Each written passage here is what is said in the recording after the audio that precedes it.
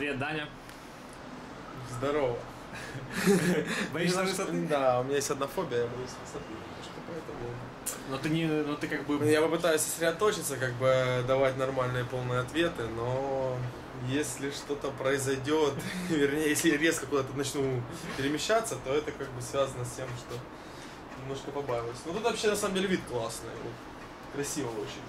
Может, ко мне придет вдохновение, и я смогу что-нибудь толковое рассказать на этот раз. Да, я попробую вопросы задавать интересные. Итак, как все, наверное, догадались, у нас интервью с, я так понимаю, капитаном команды Нави Данилом Зевс-Тесленко. Ну, я вижу, ты такой бодренький. Насколько я знаю, тебе операцию недавно делали. Расскажи, что произошло и почему сейчас все нормально. Это произошло, потому что уже больше, чем 2 недели назад я поел арбуза, и у меня схватил живот, очень сильно болел.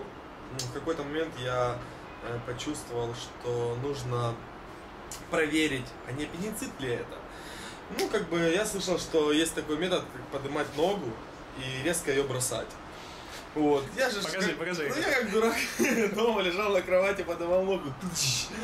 Чувствую, что-то как-то покалывает. Ну, какие-то нестандартные такие ощущения. Я думаю, это уже дело было 3 часа ночи. Я думаю, что, ну, как бы, почитал в интернете, что с этим как бы шутить не стоит. Вызвал скорую помощь. Они приехали и долго так щупали живот. И в какой-то момент справа вот здесь снизу вот так вот резко так нажали, так и отпустили. И у меня вот именно жестко там хлопнуло. Я думаю, так, и я так первого так поднимаю глаза, я такой говорю, это аппендицит. Она, да. Я так и понял. Спокойно пошел, начал собирать сумочку, собрался, все. Потом приехали, я немножко переживал, потому что до этого мне никаких сложных, таких как бы операций вообще не делали. Мне как бы интересно было, что вообще будет, как все это будет дело. Но я помню, что меня привезли в операционную, я вот так вот лежал, и были такие хорошенькие медсестрички, они меня так успокаивали, все будет хорошо. Я говорю, а что мне делать, что дальше? Они ставят капельницу, говорят, загадывай себе сон. Я говорю, какой сон? Загадывай себе там пляж, девочек. Я ж только начал загадывать, плыть уже, открываю глаза, меня уже в палату везут обратно, уже все сделали. Было, конечно, дискомфорт определенный после операции, то есть первые дни, но сейчас уже все хорошо. Я считаю, что хорошо, что именно произошла этот расклад именно в тот момент, когда я был в своем городе, а не где-то на турнире и так далее. Вот. Теперь у меня его не будет, так что чики. Мы сейчас тренируемся, все. Ну, чувствуешь себя нормально, уже физическая форма полностью вернулась, да, уже бегаешь? Не полностью, как бы не бегаю, не прыгаю, все, в принципе, нормально, все хорошо. Доктор у меня просто был жесткий, такой тесак, там все нормально поделал. Давай плавно переходить вот к основной теме. Сейчас ты являешься капитаном команды.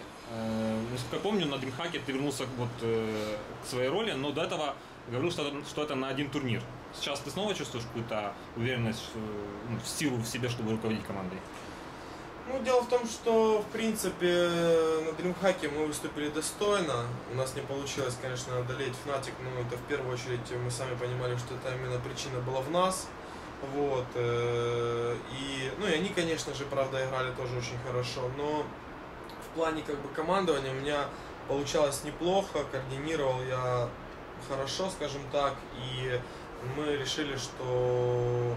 и я сам чувствую, что я соскучился отчасти за этим.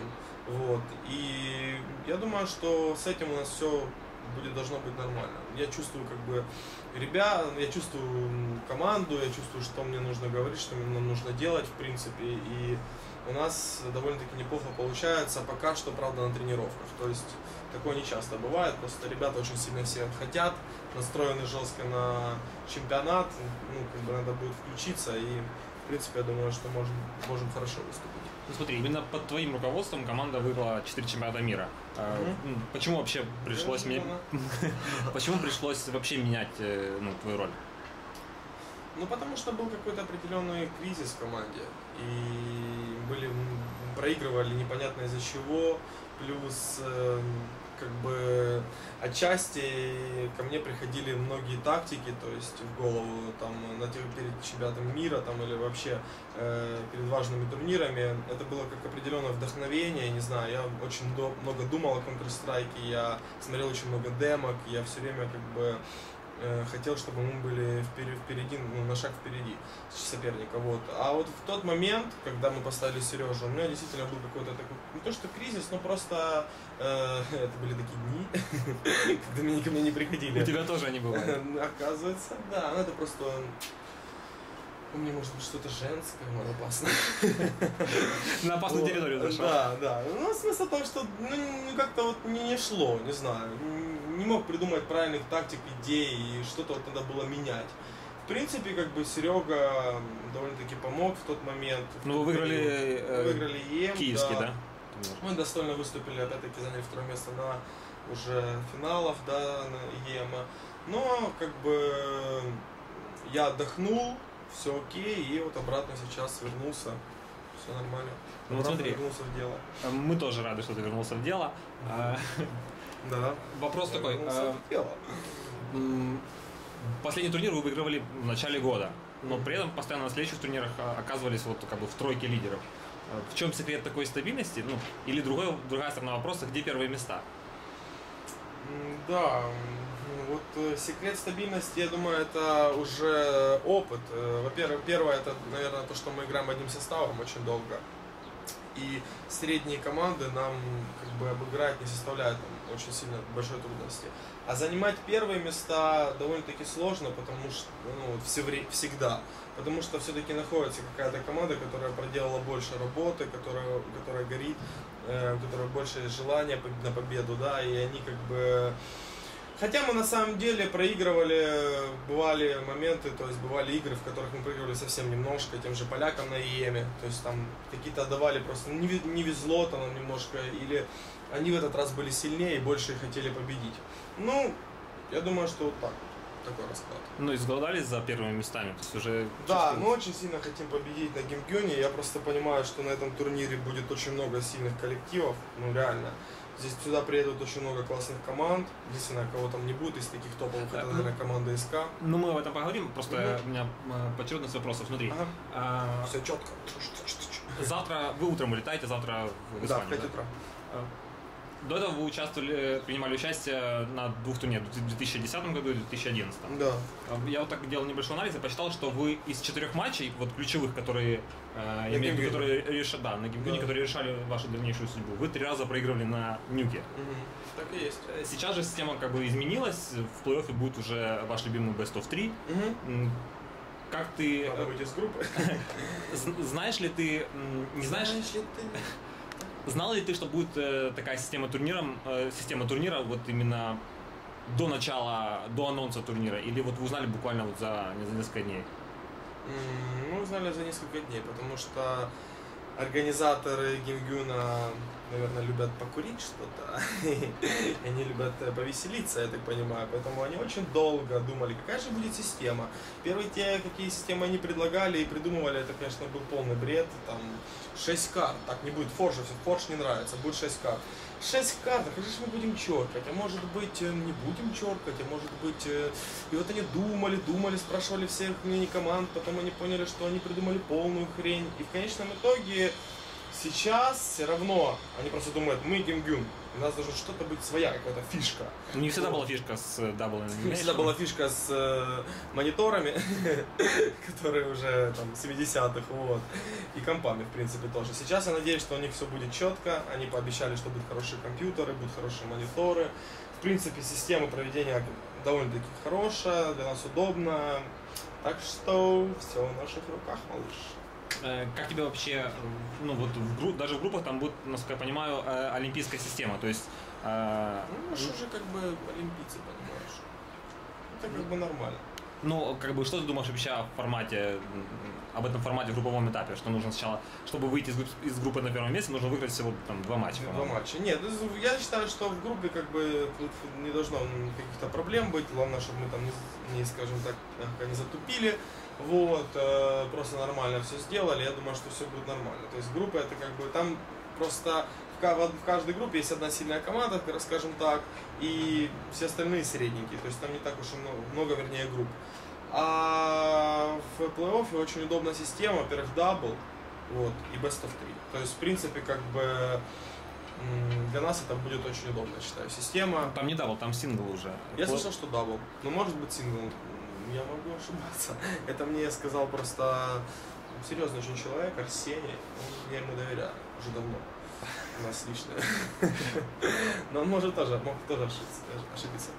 Ладно, в момент мы узнаем. Оцени сейчас, вот на данный момент, уровень вашей команды подготовки вот, по шкале от 1 до 10. Ну, я могу по-другому, я могу дать процентаж. Я так всегда, как бы, когда меня спрашивают перед турнирами, всегда как бы даю какой-то расклад по процентам, то есть от 1 до 100. Давай. Ну, извините, да, уже как бы это наработанная такая схема, поэтому я не могу менять. У тебя личный счетчик какой-то, да? Да, я думаю, что... Конечно, сложно так говорить, заявлять, а потом оказываться где-нибудь на последних местах. Это, конечно, самое неприятное. Но реально, я думаю, что наши шансы на топ-3 в данной ситуации 80%. То, что мы займем второе место, процентов 60. То есть, 60% то, что мы сможем занять второе место. Ну и 50, наверное, даже, я скажу. 50% мы имеем на первое место на этом турнире, я считаю.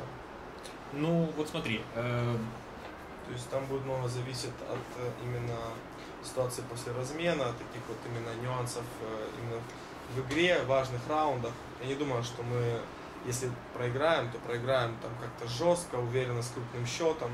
Там будут какие-то, я уверен, просто нюансы, которые, если нам будет опять не вести, если мы будем какими-то невыспанными, что у нас может произойти, если мы будем просто подтупливать, не стараться на все 100, во что я все-таки верю, я верю, что этого все-таки не будет, да, тогда вот эти 50% и сыграют, и мы не выиграем.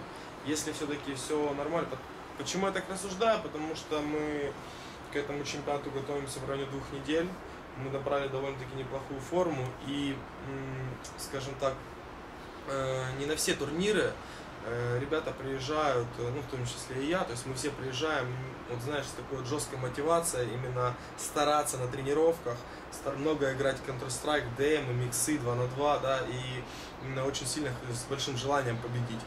Сейчас, вот к этому турниру, все это происходит, все очень сильно настроены, и когда так вот с таким подходом мы готовимся, тренируемся, мы всегда либо выиграем, либо оказываем очень хороший результат. Это потому, что как бы все игроки чувствуют, что Counter-Strike угасает, что все меньше турниров происходит, ВЦГ отказалась, СВЦ. Что ты вообще думаешь? Да, во-первых, как бы и турниров сейчас, к сожалению, не так много. Ну, во-вторых, наверное, потому что все соскучились за первыми местами. Ну так. Ну вот за победами, за вкусом. И так вот, когда побеждаешь, так выходишь туда. И можно чуть потанцевать. Так, знаешь, хорошее такое настроение сразу. Ну, вернемся к вопросу о соперниках. СК Gaming отказались от турнира, от участия, они вроде посчитали, что не готовы. М5 едут не в полном составе, насколько я знаю. То есть можно сказать, что основными соперниками будут Fnatic и поляки. Ну, сейчас довольно-таки неплохую форму набрали и команды Kirchnet, потому что мы с ними тренируемся, они действительно играют неплохо. Ребята тоже очень много проводят времени в Counter-Strike. Для них это, по-моему, первый выездной такой турнир, да, был большой? Из крупных, по-моему, да, не знаю точно. Вот. Не помню, на ВЦГ, ВЦГ они проиграли точно. Ну да. Ну и Virtus.pro, которые показали очень хорошую игру на DreamHack с криками нахуй. Я тоже знаю, что они на буткемпе, они много тренируются, думаю, что от них можно тоже ожидать всяких сюрпризиков. Ну, ты играл раньше в Virtus.pro, как ты вообще следишь за их, болеешь, так скажем, за свою просто команду? Не то, чтобы там болею прямо, но там играют наемники, опять-таки украинцы. Вот. Ну, ребят я всех там, которые играют в команде, всех давно знаю, со всеми нормально общаюсь, в принципе, как бы такие дружеские отношения, поэтому, как бы, конечно же, ребята с территории СНГ, вот, наши братья, почему бы за них так не поболеть, там, не поддержать их. В принципе, как бы, когда мы встречаемся там друг против друга, мы настраиваемся очень жестко, потому что это спорт, и тут вот когда там ребята играют против кого-то, за кого болеть? За шведов? Конечно же, за них будет. Ну, а вот если вот вернуться к фнатикам и ESC, как ты проанализируешь уровень подготовки, ну не подготовки, а состояние на данный момент этих команд? Допустим... Они же, по сути, ваши основные соперники. Ну, как бы, да, отчасти да. Но мы много тренировались с поляками, и мы ни разу не играли с Fnatic, потому что фнатики считают, что мы так, ну, как бы, самый как бы, опасный для них соперник, и они решили против нас вообще не тренироваться, типа как бы там, подготавливать какую-то свою игру, чтобы нас чем-то удивлять и так далее. Мы много тренировались, поэтому я не знаю, в какой форме Fnatic сейчас вообще находятся. А что ты думаешь о новом составе там, с Трейсом? Ну, я думаю, что Гукс на DreamHack стал MVP, и, ну, в принципе, как бы, я думаю, что это небольшой, может быть, будет какой-то минус им. Он будет очень небольшой, потому что Трейс очень сильный игрок, вот, и думаю, что он неплохо впишется к ним в команду. Ну, у них сильный состав, они очень хорошо играют, против них, как бы, надо будет самое жесткое, думаю, браться. Ну, а поляки? А с поляками много тренировались, процентов где-то 80 карт мы у них выигрывали. Мы как бы на тренировках у них доминировали. Но это ничего практически не значит, потому что поляки это та команда, которая всегда очень жестко, ну, как бы, тренируют свои какие-то стратегии на тренировках, а именно они очень жестко берутся на своем чемпионате. С жесткой мотивацией, с криками, и не раз как бы они приезжали с непонятной какой-то форме и просто выиграли турнир. Поэтому вот эти ребята очень тоже как бы серьезные. Ну, как бы такая ситуация. Ну, мы будем ждать, думаю, от вас новостей. Только первое место. Вы будете ждать. Есть что сказать там напоследок фанатам? Ну, я вообще как бы хотел немножко сказать, в первую очередь, по поводу той ситуации, которая сейчас происходит. На самом деле очень много пошло машины, очень много вопросов, что Counter-Strike 1.6 умирает, CSGO и так далее. Вот я считаю, что CSGO это не та игра, которая должна как бы пойти и стать очень такой популярной в киберспорте, скажем так, вот, и полностью заменить 1.6. Я считаю, что лично мы и, насколько я знаю, наша организация, мы будем максимально в ближайшее время поддерживать 1.6 Counter-Strike, будем со временем устраивать какие-то турниры, продвигать, потому как в будущем, насколько я слышал, будет Counter-Strike 2. Это будет абсолютно другая игра, с другими раскладами. Пока ее нету, я считаю, что нужно сосредоточиться на этой игре, так как мне эта игра намного симпатичнее, чем все остальное, что сейчас нам предлагают. Какие-то Source, CSGO, люди просто эти, которые создают игры, разработчики, ну, они не могут пока что ничего прикольного, такого интересного сделать. Поэтому, ребята, будем шпилить пока в 1.6, так что все нормально. Вот, и хватит этих много вопросов, а то реально уже спам. Что мне делать?